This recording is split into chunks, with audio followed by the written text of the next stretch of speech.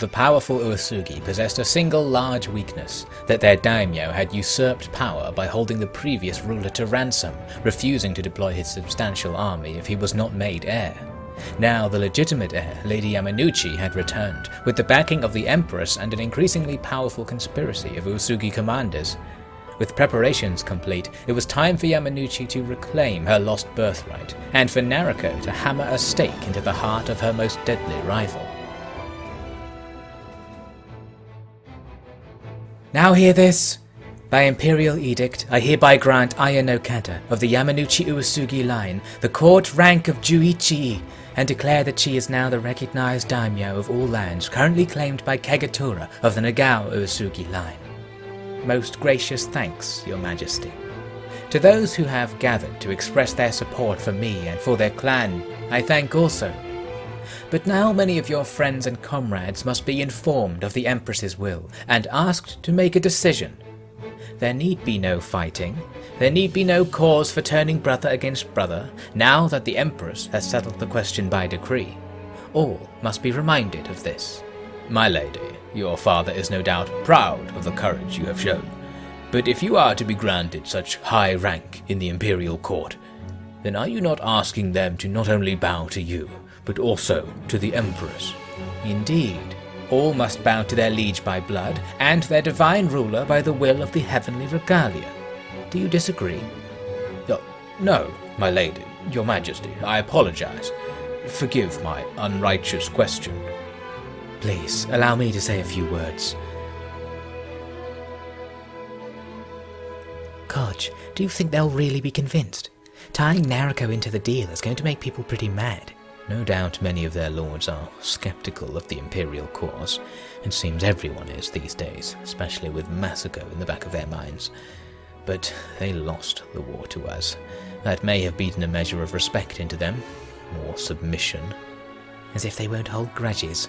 Won't they kill themselves trying to avenge their old lord or something? Clearly you didn't read all of those books I gave you. They're all the same, no point reading them all.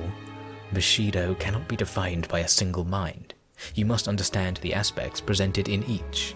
Don't die like an idiot. Kill people who kill your parents. I mean, really, it's just those things in 100 different ways. Don't forget being ready for death at any moment. That's not Bushido. That's just how to stay sane. Then clearly you have yet to appreciate it. Hilarious. Shall I kill you now? See how much you appreciate it? You'll be taking good money away from Masako's agents. Still paranoid? No, just ready for death. You are a massive killjoy. Don't die, Kaj. Hard to make that promise. Will you help me? I'll slit Masako's throat if she tries anything on you. Sorry to interrupt, but if you're going to plot to kill Nariko's mother, it would be respectful to wait until she's out of the room. Where did you... Don't joke about it, you'll get us killed. Nariko would be quite unhappy if you killed her mother. Yes, thank you for that, Nagiko. Can you two stop sneaking up behind us? Just checking you aren't planning on killing Nariko. It's my job. That's my job, actually. Sounds like you'd rather protect your lovely lord here. She's coming. Yoshio, get over yourself, please. Now, no one said anything about anything, you understand? Oh, of course. Your Majesty, that was a stirring speech. I particularly enjoyed the ending.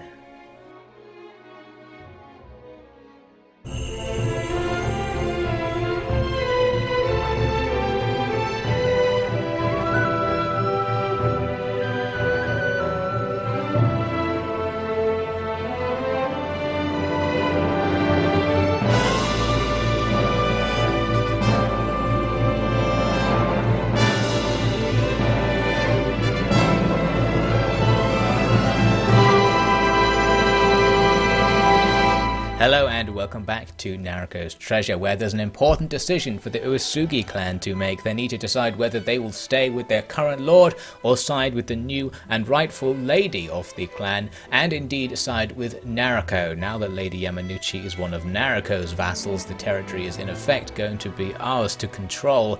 So we're going to be moving out into the Uesugi lands to look for Uesugi nobility to try and convince them to join the right side in this conflict. I managed to catch up with some lords down here to the south after looking for a while. First it's Lord Honjo, so we're going to go around and basically go through this persuasion dialogue with each lord that we find and try and work out what sort of things they value and try and chat up basically the merits of joining the Yamanouchi side. Honjo agrees to it. We then meet Kawada nearby. He seemed equally annoyed about Lord Uesugi. He was particularly annoyed about some decision he'd made, specific giving out of fiefs, like most of our own lords are annoyed about us for. So basically we tried to convince him for a while, but he refused to join our side. He didn't want to be called a traitor, so he is going to stick with the old lord, and perhaps he'll find that's the wrong decision in the end, but that is just unfortunate. So we'll continue looking. The main thing we want to do is find lords who actually own territory, because it's all well and good convincing lords to join your side just to have extra numbers, but really you want lords who are powerful, who own castles or preferably even own cities, since then, once you have them on your side, you will gain that territory into your domain. Kitajo absolutely refuses to even talk about the conspiracy. He is not having one word of it, so he will be staying with Lord Uesugi, unfortunately. Now I wanted to move south because I remembered before that Uesugi had been fighting the Tokugawa down there, so I expected to see some of them, and eventually found Kojima, who was the guy I was actually looking for, because I knew he would join in our conspiracy, being one of the people who helped organize it. He does indeed, and he is one of those lords who actually does own territory. So we get the nearby castle and Shibata Castle all the way up there near Niigata, so that's not of any particular use, but nice to have an extra castle in our domain. Also strengthens the position near Niigata were the Uesugi to take this to war, which they probably have the right to do, but they can't right now because technically they are in a truce with the Imperial faction, so they can't declare war on us for stealing all of their territory in this manner. Now there weren't any more lords coming from the south, so I went back up to check in the Uesugi core again, and I found Lord Murakami hiding in his castle here with only one party member, suggesting he was somewhere else but had just been defeated in battle and has been sent back to his fief without his army in disgrace. So we can now speak to him and see if we can get him to join our side, because he does own this castle. That would be very nice indeed. He did at first seem like he might be willing to consider the idea, but after talking about it for a long time he decided he did not want to commit the treason, even though technically the imperial edict that Nariko is giving out will make what he's currently doing treason, staying on the side of the Nagao Uesugi. But anyway, that's his choice. Let's hope that he doesn't come to regret it. Perhaps he will. So basically I went around, managed to find the rest of the Uesugi lords, and roughly half of them agreed to join our side. The other half are going to stay with the old Uesugi. Here's the last guy I talked to, Amakasu, who did agree to join us. And this was an interesting moment because we got Amakasu on our side, and I didn't know if he had any territory because he was too busy talking about previous engagements to actually mention what fiefs he held. So I started looking around on the map to see if anything had changed colour, and noticed that actually a couple of Takeda castles seemed to be under our control at the moment, and I wasn't really sure why that was. I didn't think this guy owned them, because he would have struggled to really quickly capture these without anyone noticing. So basically I ended up going into the Takeda domain to see if I could get any clues as to what was going on, and I did find the answer as I came down towards Kofu, because one of the really senior Takeda lords, Lord Baba, has apparently already defected onto our side, and I thought normally they had to come to Kyoto and you had to ask them to join your side if they wanted to defect, but apparently they can just defect all of a sudden of their own accord, and we just get the territory without any discussion or any notification about it at all. But I wanted to go back to Kyoto and see if there was any evidence that this was the case, so I went to the castle, and lo and behold, the castle not only contained Lord Baba, it contained tons and tons of officers of Takeda, of Uesugi, of Oda, of all sorts of clans who were all waiting to join the imperial fiefdoms. All of these guys wish to gain new territory under Nariko and serve her. This is very good news. I had to present myself to you formally, Your Majesty. Very good of you, but it seems there is a queue. Yes, I had no idea so many had already joined you, and all these great men have arrived just this week. Lord Takeda was right to place his faith in you. Before I get into all this, what is happening with Lord Takeda? You say you no longer serve him? Well, my lord wishes to come personally to offer his sword to you and seek recognition in your court. But there are some who believe that such a lack of ambition is unacceptable. Who? His family, as it turns out. They have him under some form of house arrest so that he cannot present himself to you. He bid that we retainers come and offer ourselves in his stead. But what's going to happen to him? If people hear that lords who wish to serve me are going to be treated like that, it won't make it any more likely for others to follow him. I fear you are right, your majesty, and yet we must follow his orders all the same. What's stopping me from breaking him out and bringing him here myself? Well, I had thought you may ask. Only a meager band of guards hired by his captors. Enough to keep one man in, but I wonder how many they could keep out. Nariko, your majesty? Tell Mother she will need to keep these lords entertained. Tell Conch to gather 10 good fighters and meet me at the stables.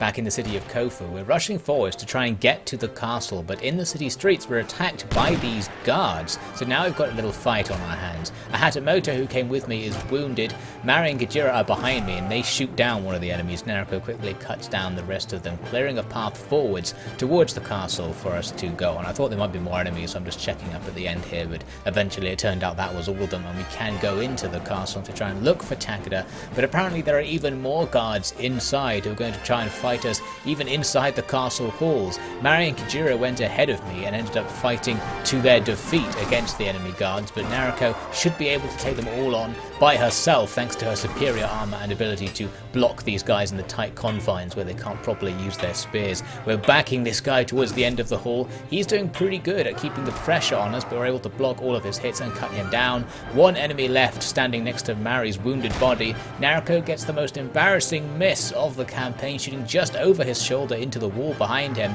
but now she can just move forwards and use her cavalry pike to cut this guy down. He was stuck on that low table and wasn't able to approach us. So with that, the way is cleared into the castle. It seems we will be able to get to Great Lord Takeda after all, even though all the guys who came with us were wounded.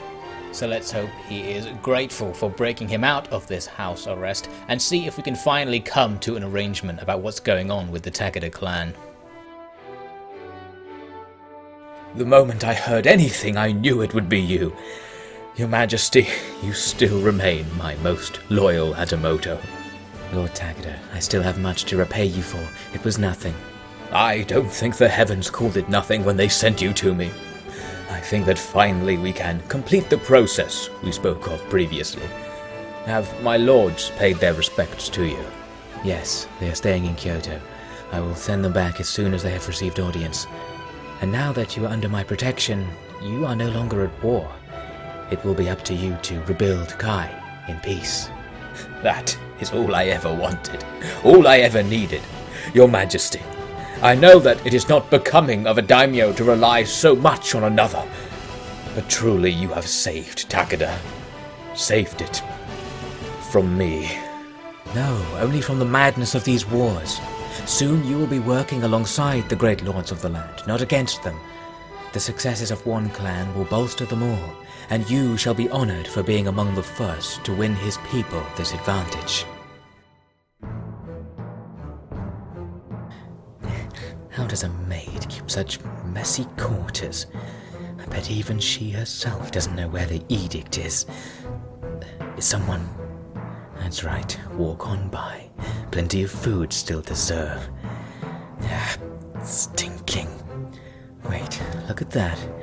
If she's hiding something from little Nariko, a boring box like this would be perfect. Come on. She has a lot of money stashed away here. Hello. Let's give you a little read. Yes, this is it. She wasn't lying. An edict to force an adoption. So unloving. But wait. This stamp. The writing. That's no magistrate. It's... But no. That traitor. What... This could mean... Oh, heavens. This deal with the Takeda gives us control of the city of Kofu, and I thought now's probably a good time to look at the world map. We can see how Nariko's territory has expanded by taking on vassals of the Takeda and Uesugi. We now have a very strangely shaped domain, actually split apart by what remains of the Uesugi territory, but still very large, and probably now the largest single power in Japan, although of course if many of the other powers decided to attack us at the same time we'd still be in trouble. But one-on-one, we can now dominate any of the clans that we wish.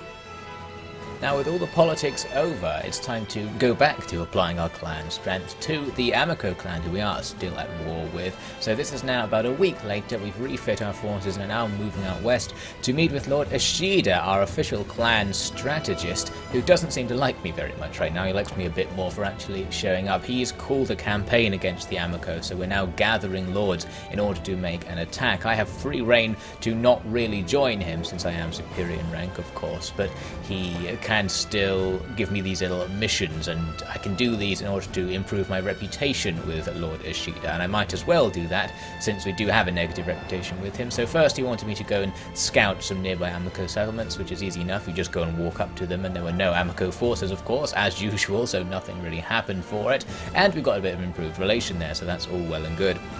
So now we're basically just going to have to wait. We want more lords to gather up before Ishida will go and actually attack anything. So we just sat here, although while I noticed one of my own lords, Lord Amakasu here, the one we just recently gained from the Uesugi, is taking a very ambitious move by attacking this caravan, which has twice his numbers, and I thought he might actually be in trouble here, so we'll step in to save him, although it does suck to have to go and attack a caravan, since they are basically just civilians moving trade goods about, but we are also even more obligated to protect our own lords here, so we step into this battle, and of course it's an absolute stomp, the enemy only having 30 or so troops, so we got rid of them, and Lord Amakasu quite happy to have been saved by us, and you can see we have a really good relationship with him.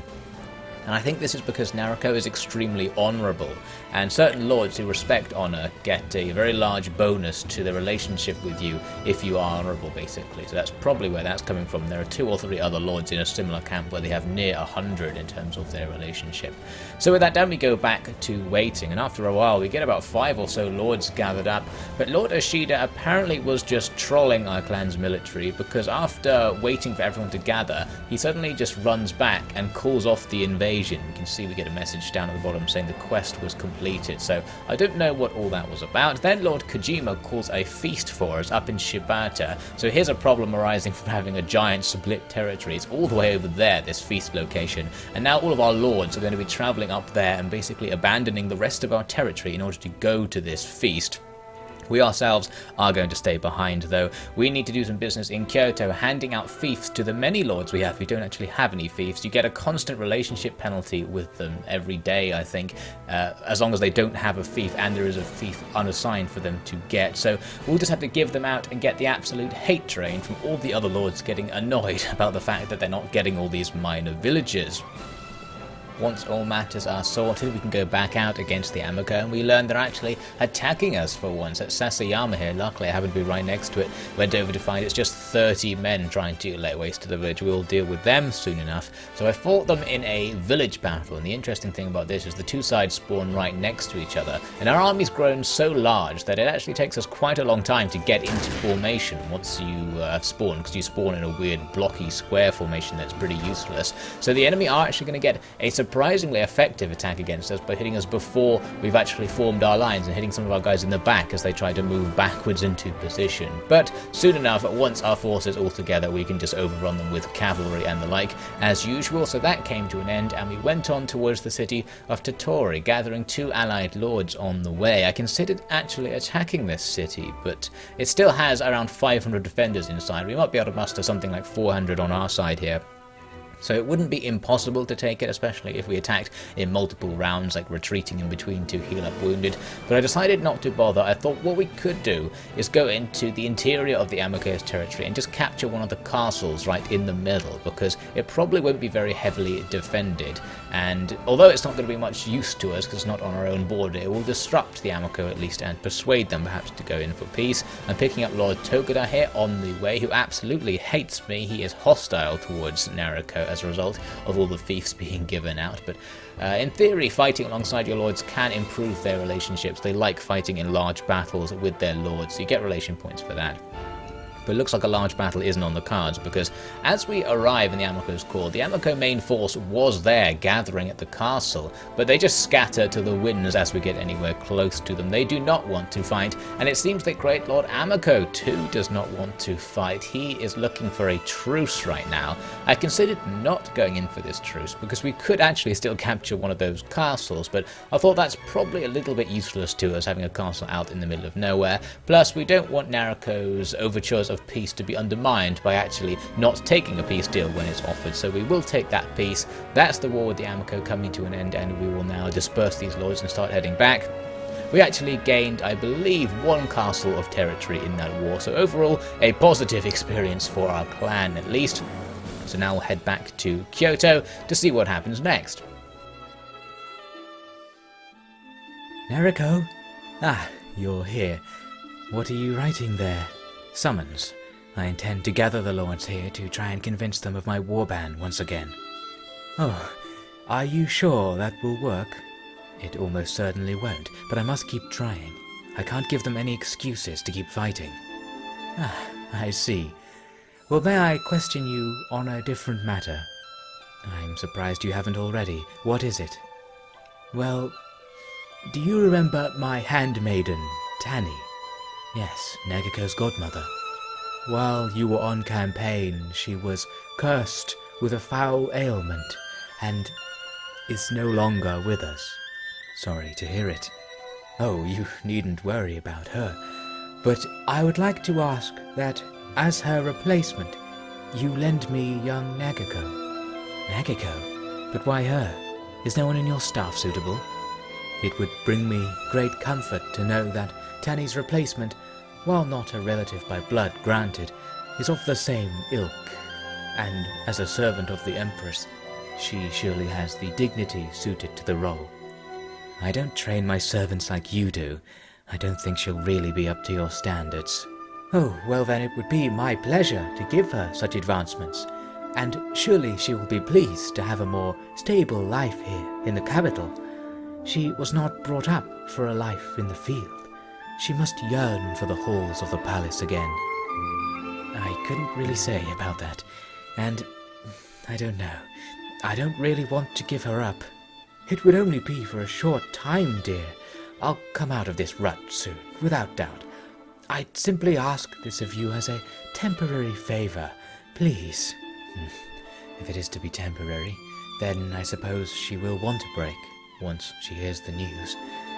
To be in the capital at this time will be good for her, most likely. So, you'll agree? Yes, okay. Just don't be harsh on her. Oh, of course not. She's a gift from my only child, after all. And I need her to continue my work summoning the lords. Please don't interfere with that. Why do you think I would do that? Her duties to you come first, without question. I'll leave you to discuss it with her.